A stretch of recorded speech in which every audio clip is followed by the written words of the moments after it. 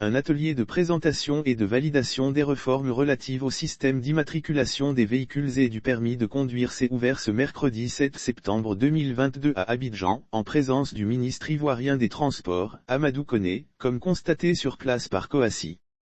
Une soixantaine de participants composés des responsables et agents des structures sous tutelle du ministère des Transports, des représentants des cabinets ministériels concernés, des administrations publiques parties prenantes, des concessionnaires privés, des organisations de la société civile, des organisations professionnelles du secteur du transport routier étaient présents à l'ouverture de l'atelier qui prend fin le jeudi 8 septembre 2022.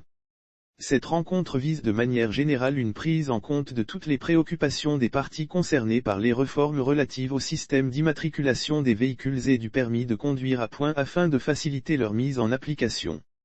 Comment amener les acteurs concernés à s'approprier la réforme sur le système d'immatriculation initiale des véhicules, les projets de texte réglementaires relatifs au système d'immatriculation initiale des véhicules, le dispositif de frappe à froid des véhicules, et la nouvelle réforme du permis de conduire à point, tel est globalement l'objectif de l'atelier qu'organise le ministère des Transports à l'endroit des acteurs du secteur des transports et des usagers de la route durant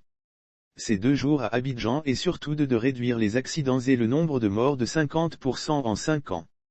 En effet, face à la recrudescence des accidents mortels sur les routes ivoiriennes au cours des dernières années, le gouvernement a spécialement adopté le 7 juillet 2021, la stratégie nationale de sécurité routière 2021 à 2025 avec la mise à disposition urgente de fonds nécessaires au soutien des activités y afférentes après le lancement officiel de cette stratégie dont la cérémonie a été présidée le 10 août 2021 par Sem Patrick Achi, Premier ministre, chef du gouvernement. Une grande phase de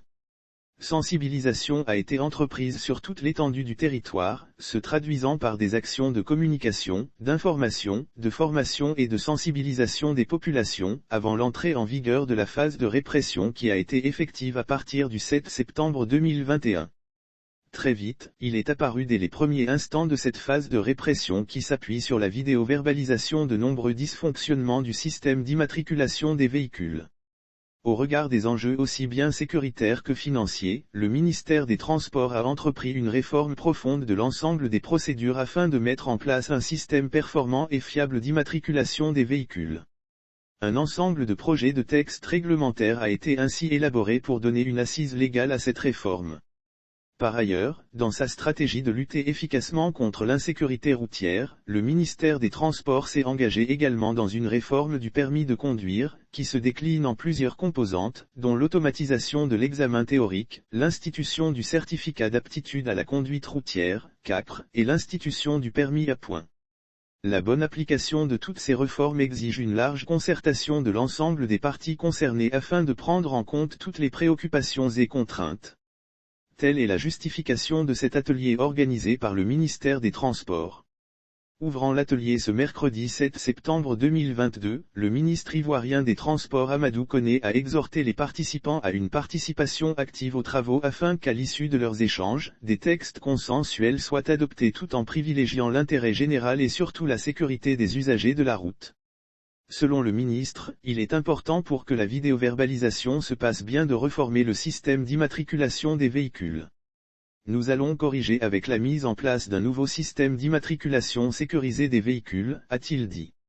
Nous avons une bonne opportunité pour travailler à sauver des vies.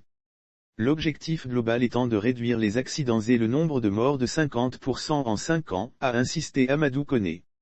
Et de conclure, je prends l'engagement, devant vous, de tout mettre en œuvre en collaboration avec mes collègues concernés pour une application effective des recommandations qui seront formulées au terme de cet atelier. Un atelier de présentation et de validation des réformes relatives au système d'immatriculation des véhicules et du permis de conduire s'est ouvert ce mercredi 7 septembre 2022 à Abidjan, en présence du ministre ivoirien des Transports, Amadou Koné, comme constaté sur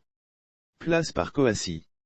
Une soixantaine de participants composés des responsables et agents des structures sous tutelle du ministère des Transports, des représentants des cabinets ministériels concernés, des administrations publiques parties prenantes, des concessionnaires privés, des organisations de la société civile, des organisations professionnelles du secteur du transport routier étaient présents à l'ouverture de l'atelier qui prend fin le jeudi 8 septembre 2022. Cette rencontre vise de manière générale une prise en compte de toutes les préoccupations des parties concernées par les réformes relatives au système d'immatriculation des véhicules et du permis de conduire à point afin de faciliter leur mise en application. Comment amener les acteurs concernés à s'approprier la réforme sur le système d'immatriculation initiale des véhicules, les projets de texte réglementaires relatifs au système d'immatriculation initiale des véhicules, le dispositif de frappe à froid des véhicules, et la nouvelle réforme du permis de conduire à point, tel est globalement l'objectif de l'atelier qu'organise le ministère des Transports à l'endroit des acteurs du secteur des transports et des usagers de la route du Rang. Ces 2 jours à Abidjan est surtout de réduire les accidents et le nombre de morts de 50% en 5 ans.